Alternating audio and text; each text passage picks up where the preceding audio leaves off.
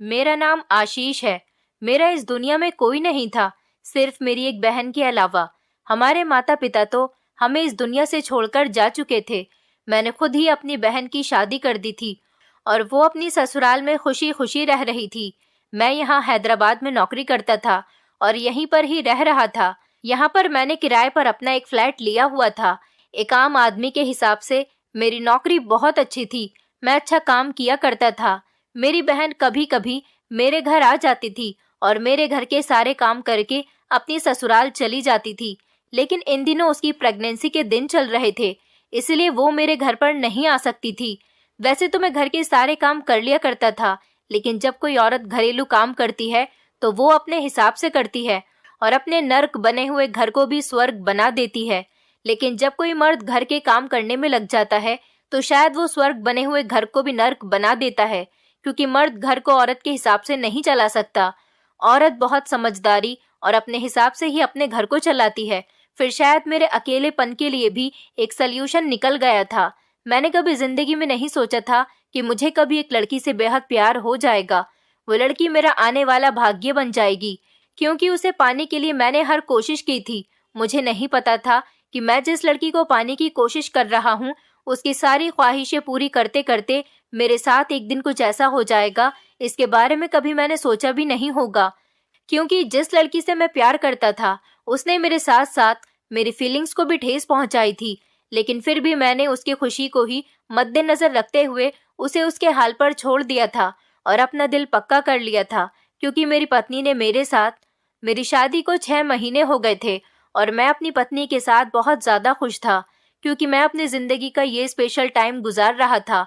वो टाइम मेरे लिए ऐसा था जिसको मैं आज भी याद करके मुस्कुराता हूँ। मुझे अपनी पत्नी एकता से बहुत ज्यादा प्यार था, क्योंकि वो बहुत ज्यादा खूबसूरत थी। वो इतनी ज्यादा खूबसूरत थी कि मैं क्या, अगर कोई और भी मर्द उसे देखता तो वो सिर्फ देखता ही रह जाता। भगवान ने उसे बहुत ही फुर्सत से बनाया था। उसकी खूबसूरती ऐसी थी कि मैं हमेशा उसकी खूबसूरती की तारीफ ही करता रहता था। उसके चेहरे से मेरी नजर हटती ही नहीं थी। एकता को अपनी खूबसूरती पर बहुत ही ज्यादा नाज था। वो अपने खूबसूरत होने पर बहुत घमंड किया करती थी और इसी वजह से वो किसी को मुंह तक नहीं लगाती थी। लेकिन मुझे उसकी आदत बहुत पसंद आई थी और मैंने सोच लिया था कि मैं इसी लड़की से शादी करूंगा। बस इसी बात ने मुझे बहुत ज्यादा बेइज्जत किया था। मैंने उसको पाने के लिए उसके घर के बहुत ही चक्कर लगाए थे और फिर इतनी मेहनत करने के बाद आखिरकार मेरी कोशिश रंग ले ही आई थी और मैं अपने मकसद में कामयाब हो गया था। फिर एकता से मेरी शादी भी हो गई थी। एकता से शादी हो जाने के बाद मैं खुद को दुनिया का सबसे खुशकिस्मत इंसान समझने लग गया था, क्योंकि मेरे लिए ये बहुत सौभाग्य की बात थी कि सबसे खूबसूरत लड़की मेरी पत्नी बन गई थी और फिर वो मुझे बेहद पसंद थी। मैंने जिसे चाहा था उसे पा भी लिया था। अब मैं चाहता था कि जितनी मोहब्बत मैं एकता से करता हूँ, वो भी मुझसे इतनी ही ज्यादा मोहब्बत करने लगे। मैं चाहता था कि मेरी वजह से एकता को किसी चीज की कोई परेशानी ना हो।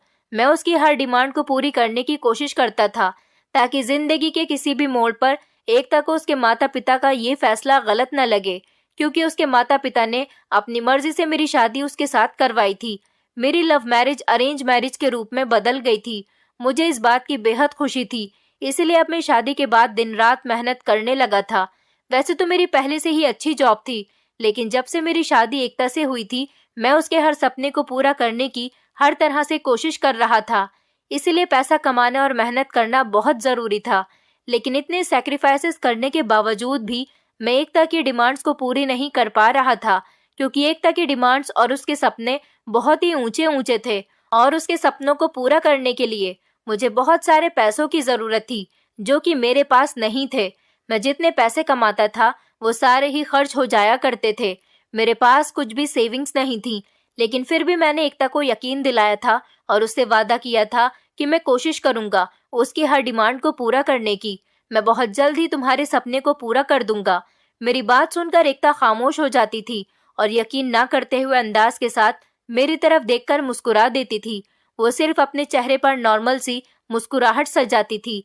जिस तरह से मैं उसे खुश देखना चाहता था, वो उस तरह से खुश नहीं होती थी। उसकी मुस्कुराहट को देखकर मैं एक अजीब सी कंफ्यूजन का शिकार हो जाता था, क्योंकि मुझे ये बात समझ नहीं आती थी कि उसकी मुस्कुराहट में कोई राज छुपा हुआ है या फिर उसको मेरी बात पर यकीन नहीं है। फिलहाल जो भी था, मैंने अपने दिल में पक्का फैसला कर लिया था कि मैं उसके इस यकीन ना करने वाले अंदाज को एक दिन यकीन करने वाले अंदाज में बदल दूंगा, चाहे मुझे इसके लिए कुछ भी क्यों ना करना पड़े। इसलिए अब मैं जॉब करने के साथ साथ मुझे अलग से और भी कोई काम मिलता था तो वो भी करने लग गया था, क्योंकि कोई भी काम करते हुए मैंने कभी खुद को किसी से कम महसूस नहीं किया था। इसलिए मैं दिन के टाइम जॉब करता था और रात को मुझे कहीं भी कोई भी काम मिल जाता तो वो मैं खुशी खुशी कर लिया करता था, क्योंकि एक तक की खुशियां मुझे अपनी जान से भी ज्यादा बढ़कर थी। ये सब कुछ मैं अपनी प्यारी पत्नी के लिए कर रहा था, ताकि एक्स्ट्रा काम करके मुझे कुछ ज्यादा पैसे मिल सके और मैं इन पैसों से एकता को घुमाने फिराने के लिए ले जाया करूंगा। यही सोचकर मैंने पूरा 1 महीना बड़ी ही मेहनत के साथ काम करके गुजारा था और फिर उससे मिलने वाले पैसों से मैं एकता को एक अच्छे से और बड़े से रेस्टोरेंट में लेकर गया था, जहां पर हमारे शहर में आने वाले सेलिब्रिटीज खाना खाया करते थे। वहां जाकर वो बहुत खुश हुई थी और मैं एकता को देखकर दिल से बहुत खुश था और बेफिक्र भी हो गया था। मैंने दिल ही दिल में भगवान का शुक्रिया अदा किया था और सोचा था कि चलो इतने टाइम में ही सही, पर मैंने अपनी पत्नी को खुशी तो दे ही दी। अब मैंने ये अपना हर हफ्ते का रूटीन बना लिया था, क्योंकि हर हफ्ते एकता को अपने साथ किसी ऐसी जगह पर ले जाता था जहां पर मेरे पैसे तो ज्यादा खर्च होते थे, पर मेरी पत्नी के चेहरे पर मेरी वजह से मुस्कान आ जाती थी। और हर दूसरे तीसरे दिन उसी रेस्टोरेंट में लेकर जाता था जहां पर हम लोग गए थे। वहां जाने के बाद हम लोग खाना खाते थे।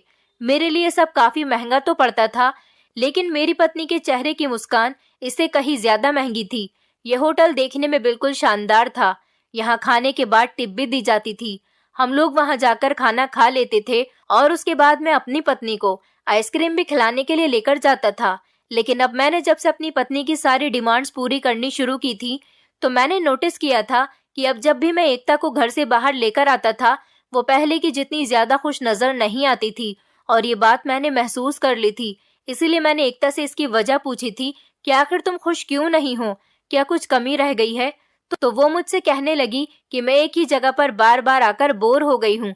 तुम मुझे इसी रेस्टोरेंट में लेकर आते रहते हो। माना कि ये रेस्टोरेंट बहुत बड़ा है, अच्छा है, मगर इंसान एक ही काम को बार बार करके बोर हो जाता है और मैं भी अब बोर हो गई हूँ। तुम्हें नहीं लगता कि हमें और कहीं भी जाना चाहिए? मैंने कहा, तो तुम्हें मुझे बता देना चाहिए था कि आखिर तुम कहाँ जाना चाहती हो। उसने मुझसे कहा था कि ये तो तुम्हें सोचना चाहिए था कि आखिर हम लोग हमेशा एक ही जगह पर क्यों आते हैं, इसके अलावा और भी कहीं पर हम क्यों नहीं जाते। तो मैं एकता की बात सुनकर बस खामोश हो गया था, क्योंकि मैं एकता के सामने अपनी मजबूरियों का रोना नहीं रोना चाहता था और ना ही उसे ये बताना चाहता था कि मेरे पास इतने पैसे नहीं हैं कि मैं उसे इस जगह के अलावा भी और किसी महंगी जगह पर लेकर जा सकूं। मेरे लिए तो इस जगह का खर्चा अफोर्ड करना ही काफी मुश्किल था। मैं तो बस खामोश होकर बैठकर उसकी तरफ देख रहा था, क्योंकि मुझे एकता की बातें सुनकर बहुत दुख हुआ था और साथ ही में मुझे अपने ऊपर भी बहुत गुस्सा आ रहा था कि आखिर मैं अपनी पत्नी को खुश क्यों नहीं रख पा रहा हूँ, जबकि मैं एकता को खुश रखने की हर मुमकिन कोशिश करता रहा था। लेकिन इसके बावजूद भी मैं हर बार नाकाम हो जाता था। वो हर बार मुझे अपनी फ्रेंड्स के बारे में बताती थी कि मेरी सभी फ्रेंड्स की किस्मत बहुत ही अच्छी निकली, क्योंकि उन सब की शादी यहाँ अमीर फैमिलीज में हुई है और वो सभी अपने ससुराल में अपने पति के साथ बहुत खुश रह रही हैं। मेरी सारी फ्रेंड्स ही अपने पतियों के साथ हर जगह घूमने के लिए जाती हैं। हर महीने उन लोगों को पिकनिक पर जाना होता है और एक हम लोग हैं जो घर से सिर्फ इस रेस्टोरेंट या फिर मार्केट में ही घूम लेते हैं और कहीं जाते ही नहीं हैं। हमारी जिंदगी तो बस इतनी सी ही रह गई है। कोई शिमला जाता है तो कोई मनाली जाता है, कोई कश्मीर जाता है। हम तो सिर्फ ऐसी जगह के बारे में सोच ही सकते हैं। अपनी पूरी बात करने के बाद वो मुझे अजीब नजरों से देख रही थी। फिर उसने कहा कि मेरी सारी फ्रेंड्स में सिर्फ मेरी ही किस्मत ऐसी निकली है कि मैं हर चीज के लिए ही तरस कर रह गई हूँ। एकता की बातें सुनकर मैं बहुत शर्मिंदा हो गया था और मैंने उससे अपनी नजरों को चुरा लिया था। एकता की शादी होने के बाद आज पहली बार उसकी फ्रेंड हमारे यहाँ डिनर पर आई थी। एकता ने अपनी फ्रेंड को डिनर पर इनवाइट किया था और उसके लिए काफी सारी डिशेस भी तैयार की थी। इस सब में भी मेरा काफी खर्चा हो गया था, क्योंकि हम तो नॉर्मल घर में सिर्फ 1 या 2 ही डिशेस बनाते थे। लेकिन उसने कहा कि मेरी फ्रेंड बहुत अमीर फैमिली में शादी करके गई है, इसलिए उसके ससुराल में मेहमानों के लिए काफी सारी डिशेस बनती हैं। यही वजह थी कि उसने भी अपनी फ्रेंड के घर आने के लिए काफी अच्छा इंतजाम किया था। मुझे इस बात से कोई एतराज नहीं था।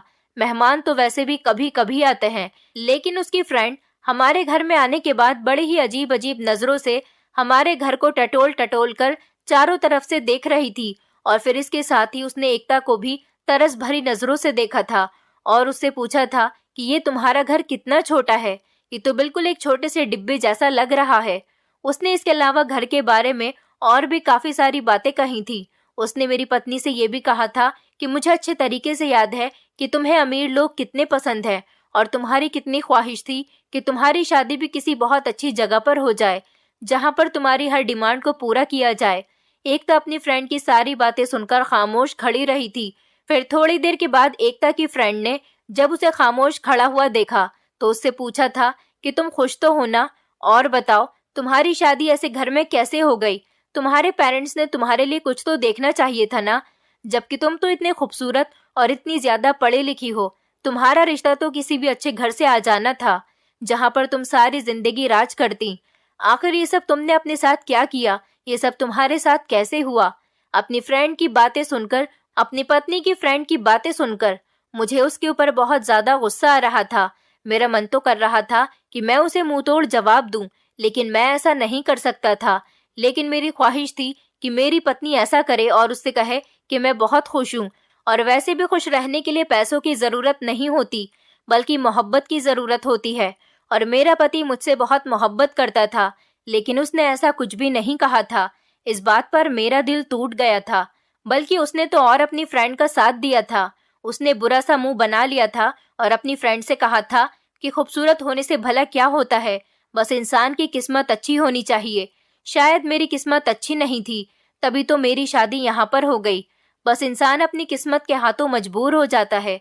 मैंने बहुत सी खूबसूरत लड़कियों को उनकी किस्मत के हाथों दर बदर की ठोकरें खाते हुए देखा है। बस मेरा भाग्य भी उन बदकिस्मत लोगों की तरह ही है, जिनको अपनी ख्वाहिशों का गला अपने ही हाथों से घोटना पड़ता है।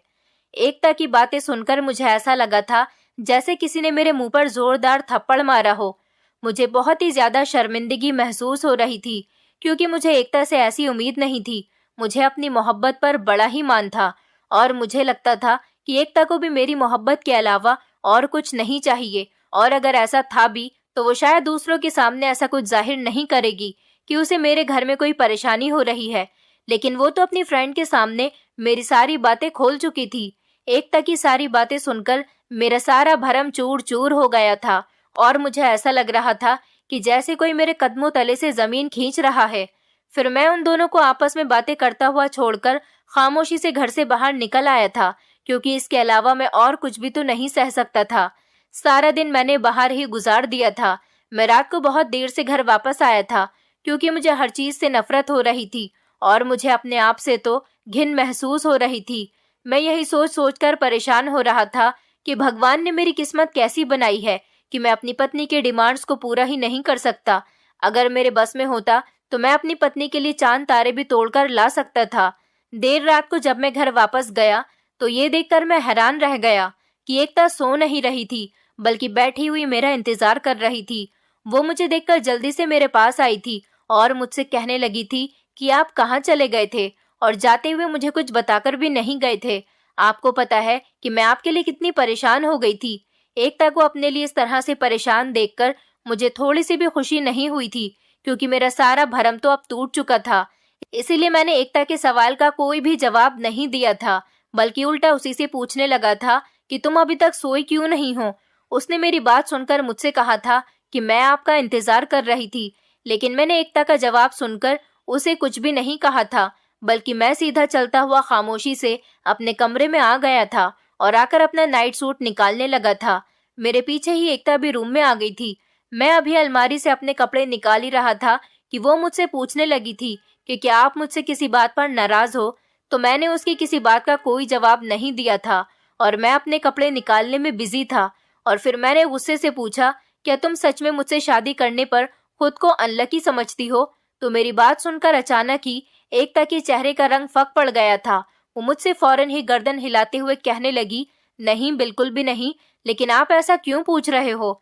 एकता की बात सुनकर मैंने उससे साफ साफ कह दिया था कि जब तुम अपनी फ्रेंड से कह रही थी कि तुम्हारी किस्मत खराब है, इसलिए तुम्हारी शादी मुझसे हुई है, तब मैंने तुम्हारी सारी बातें सुन ली थी। इसलिए तुम्हें अब मुझसे झूठ बोलने की कोई जरूरत नहीं। तो मेरी बात सुनकर एकता ने जल्दी से बात को इधर उधर घुमाने की कोशिश की थी और मुझसे कहा था, जरूर आपको कोई गलतफहमी हो रही है, क्योंकि मैंने अपनी फ्रेंड से ऐसा कुछ भी नहीं कहा था कि पत्नी का भाग्य तो पति से जुड़ा हुआ होता है और पत्नी के लिए यही सबसे बड़ी सौभाग्य की बात है कि उसका पति उससे इतना प्यार करता है, उसको इतनी इज्जत देता है, यही उसके लिए बहुत है। इसीलिए अगर मेरे पति की भी किस्मत अच्छी हुई तो उनको सब कुछ मिल जाएगा, लेकिन अगर मैं ही बदकिस्मत हुई तो इस सब में आपका तो कोई कसूर नहीं है।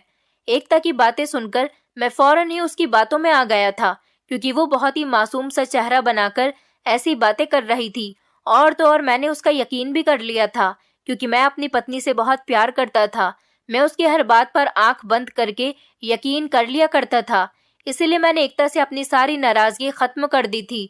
फिर कुछ ही दिनों के बाद मेरी पत्नी की वही वाली फ्रेंड के घर पर फंक्शन था और एकता वहीं जाने की जिद कर रही थी। मैं नहीं चाहता था कि एकता अपनी उसी फ्रेंड के घर जाए, क्योंकि जब वो हमारे घर आई थी तो उसकी बातें सुनकर वो मुझे बिल्कुल भी अच्छी नहीं लगी थी।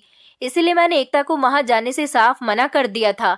लेकिन एकता कब किसी की बात मानती है, बल्कि वो तो अपनी ही चलाती है। इसलिए मैं भी उसकी जिद के आगे मजबूर हो गया था और उसे जाने की परमिशन दे दी थी। लेकिन एकता रात को काफी देर के बाद घर वापस आई थी। उसे घर आने में काफी रात हो गई थी। मुझे उसकी बहुत फिक्र सता रही थी। इसलिए एकता के आते ही मैंने उससे पूछा था कि इतनी देर क्यों कर दी तुमने घर आने में। मेरी बात सुनकर उसने कहा था कि आज इतने टाइम बाद हम कॉलेज की सारी फ्रेंड्स एक साथ मिले हैं और अपने बीते हुए दिनों को याद किया है, तो देर सवेर तो हो ही जाती है। और वैसे भी आप फिक्र मत करो, मेरी फ्रेंड राधिका खुद मुझे अपनी गाड़ी में छोड़कर यहाँ गई है और अब मैं बहुत थक गई हूँ। इसीलिए अगर आपकी इंक्वायरी पूरी हो गई हो तो क्या मैं सोने के लिए जा सकती हूँ। ये कहकर एकता रुकी नहीं थी, बल्कि फौरन ही अपने कमरे में चली गई थी और मैं वहीं पर खड़ा हुआ बस उसे जाता हुआ देखकर रह गया था।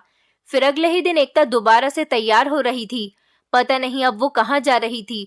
उसे इतना तैयार होता हुआ देखकर मैंने उससे पूछा कि कहाँ जाने की तैयारी है तुम्हारी। तो मेरी बात सुनकर एकता ने मुझे बताया कि मैं राधिका के घर जा रही हूँ। उसकी इस बात को सुनकर मुझे फौरन ही गुस्सा आ गया था और मैंने उससे कहा था कि तुम कल ही तो वहां पर गई थी, फिर अब तुम्हारा वहां पर क्या काम आ गया? आज क्यों तुम वहां जा रही हो? वैसे भी रोज रोज किसी के घर जाना अच्छी बात नहीं होती है। मेरी इस बात पर एकता ने बड़े ही बेरुखी से मुझे जवाब दिया था कि मुझे राधिका से कुछ काम है, थोड़ी देर में आ जाऊंगी। और वैसे भी मैं किसी और के घर नहीं जा रही हूँ, बल्कि अपनी फ्रेंड के घर जा रही हूँ। राधिका के घर, जिसे आप अच्छी तरह से जानते हो, वो मेरी कॉलेज फ्रेंड है। उसके घर जाने में मुझे कोई बुराई नजर नहीं आती। अब तो ये एकता का डेली रूटीन बन गया था।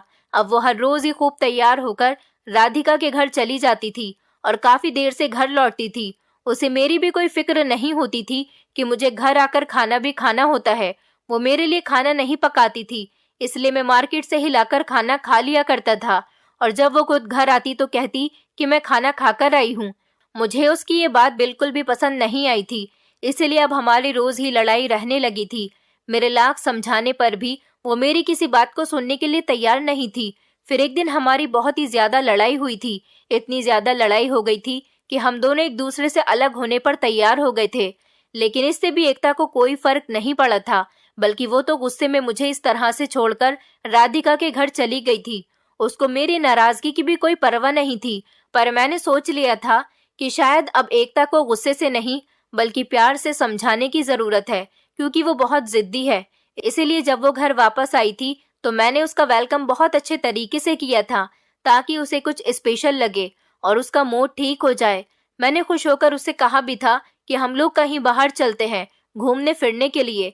पहले तो राधिका ने बिल्कुल साफ इनकार कर दिया था कि मेरा मूड नहीं है, लेकिन फिर मेरे ज्यादा जिद करने पर वो मान गई थी। मैंने उससे कहा था कि तुम जल्दी से अच्छी तरह से रेडी हो जाओ, फिर हम दोनों कहीं बाहर चलते हैं।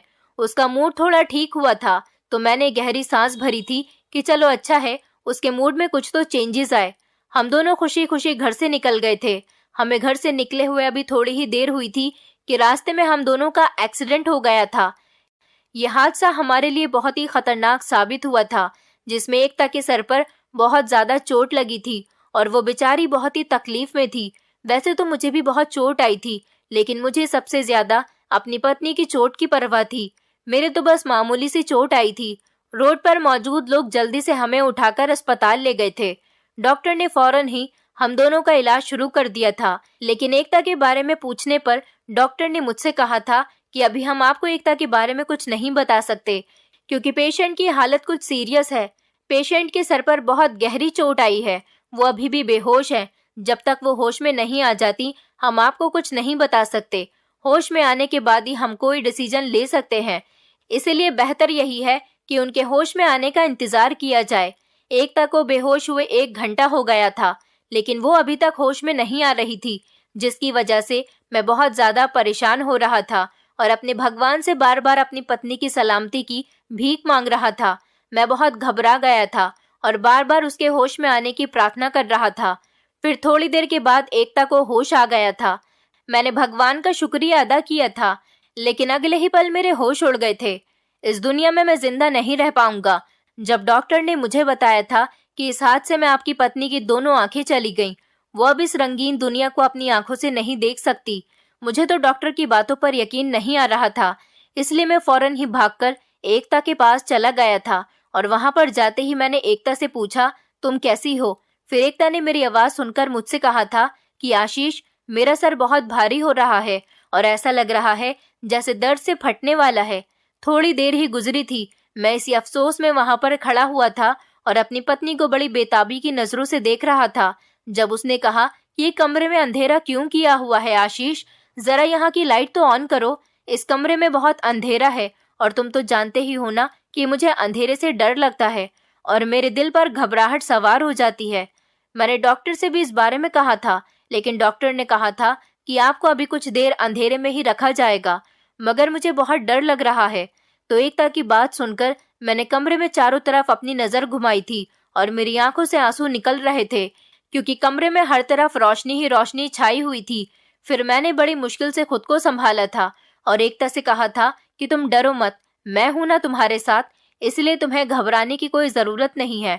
फिर 2 दिन के बाद एकता की तबीयत काफी बेहतर हो गई थी, तो डॉक्टर ने उसे सारी सच्चाई बता दी थी, जिसे सुनकर मेरी पत्नी बहुत ज्यादा रोई थी और मुझे भी उसकी हालत पर बहुत अफसोस था।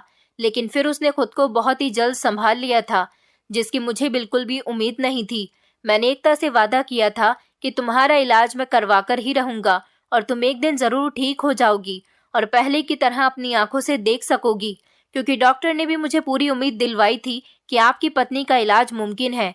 एकता के इलाज के लिए मैंने एक बार फिर से जी तोड़ मेहनत करनी शुरू कर दी थी और इन पैसों से मैंने अपनी पत्नी का इलाज करवाना शुरू कर दिया था। अब इस हादसे को कई महीने गुजर गए थे, लेकिन एकता को कोई फर्क नहीं हुआ था, जिसकी वजह से एकता ने अपनी हिम्मत हार दी थी और उसकी हालत अब दिन ब दिन खराब होती जा रही थी। मुझसे एकता की यह हालत देखी ही नहीं जा रही थी और मैं सारा दिन एकता से छुप छुप कर रोता रहता था, ताकि उसे और ज्यादा अफसोस ना हो, क्योंकि मैं खुद को एकता की इस हालत का जिम्मेदार समझता था।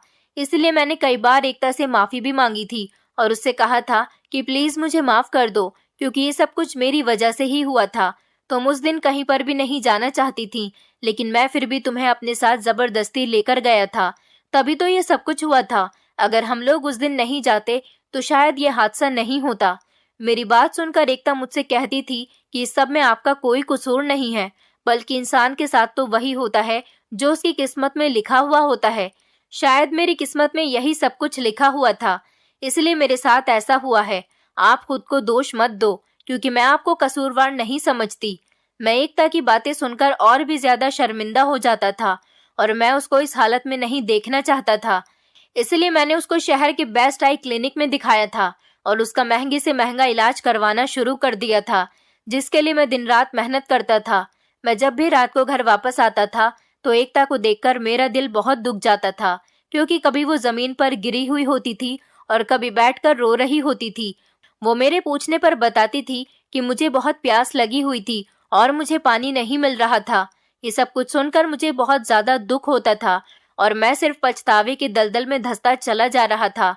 कभी कभी मेरा दिल करता था कि मैं सारा दिन अपनी पत्नी के पास ही बैठा रहूं और उसका ख्याल रखूं, लेकिन फिर मैं ये भी सोचता था कि अगर मैं कहीं पर जाकर काम नहीं करूंगा तो मेरे पास पैसे कहाँ से आएंगे और इस तरह से मैं अपनी पत्नी का इलाज भी नहीं करवा पाऊंगा। बस यही सब कुछ सोचकर मैं मजबूर होकर काम पर जाता था। फिर मैंने एकता के इलाज के लिए 10 लाख रुपए का लोन ले लिया था और अब उसका इलाज एक इंटरनेशनल हॉस्पिटल में शुरू करवा दिया था। एकता के इलाज को 3 महीने का टाइम हो गया था, लेकिन उसे रत्ती भर भी फर्क नहीं पड़ रहा था। मैं इस बात से बहुत ज्यादा परेशान था, क्योंकि मैं किसी तरह से उसके इलाज में कोई भी कमी नहीं कर रहा था। फिर भी उसकी आंखों की रोशनी में कोई फर्क नहीं आ रहा था। अब मेरे साथ साथ सारे डॉक्टर भी परेशान हो गए थे कि आखिर एकता क्यों ठीक नहीं हो रही। अब तो हालात और भी ज्यादा गंभीर हो गए थे। एकता का इलाज करवाते हुए मैं सड़क पर आ गया था और मेरी कंडीशन भिखारियों जैसी हो गई थी। कई बार तो मेरी बहन ने भी मुझे एकता के इलाज के लिए पैसे दिए थे, लेकिन मैं उससे भी ज्यादा पैसे नहीं ले सकता था। वो मेरी बहन थी, उसे मेरा बहुत ख्याल था। एक दिन उसने मुझे समझाने के लिए कहा था कि भैया, भाभी का इलाज अब ना करो, क्योंकि तुम्हारी कंडीशन बहुत बुरी हो गई है। लेकिन मेरा दिल नहीं मानता था, क्योंकि मैं एकता से बहुत प्यार करता था और मैं उसे ऐसी हालत में कभी नहीं देख सकता था। मैंने उससे वादा किया था कि मैं हमेशा तुम्हारा साथ दूंगा। अब मैं इस वक्त में उसका साथ कैसे छोड़ सकता था। मेरी सारी कोशिशें नाकाम हो गई थी, क्योंकि एकता ठीक नहीं हुई थी। अब जिन लोगों से मैंने उधार लिया था, वो भी मुझसे बार बार पैसे मांग रहे थे और मैं हर बार उन लोगों से कुछ वक्त मांग लेता था।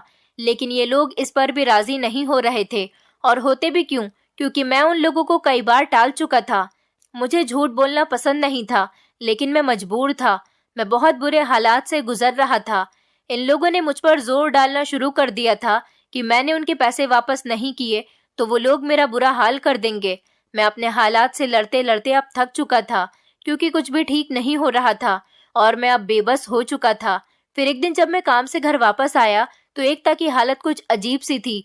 उसकी आंखों में आंसू थे और वो पसीने से भीग रही थी। उसके हाथ में बहुत से पैसे थे। फिर उसने मेरी आवाज सुनते ही सारे पैसे मेरे सामने किए थे और मुझसे कहने लगी थी कि ये पैसे आपका कोई दोस्त देकर गया है। इन पैसों को मैंने बड़ी हैरानी से देखते हुए सोचा था कि ये पैसे आखिर किसने दिए होंगे, क्योंकि मेरे तो काफी सारे दोस्त थे, लेकिन कुछ ऐसे दोस्त थे जो मेरी मदद किया करते थे। वो इन दिनों शहर से बाहर गए हुए थे और कुछ दोस्तों से तो मैं पहले ही पैसे उधार ले चुका था। वो लगातार मुझसे अपने पैसे मांग रहे थे। अब ऐसा हर रोज ही होने लगा था। मैं जब भी घर वापस आता था तो एकता पैसे मेरे सामने रख देती थी, लेकिन उसकी हालत बहुत ही अजीब सी होती थी। कभी उसके बाल खुले हुए होते थे और कभी वो बहुत टेंशन में होती थी और कभी तो वो रो रही होती थी और उसके मुंह पर थप्पड़ का निशान भी होता था, जिसे देखकर मैं बहुत डर जाता था और सोचता था कि आखिर ये सब कुछ क्या हो रहा है।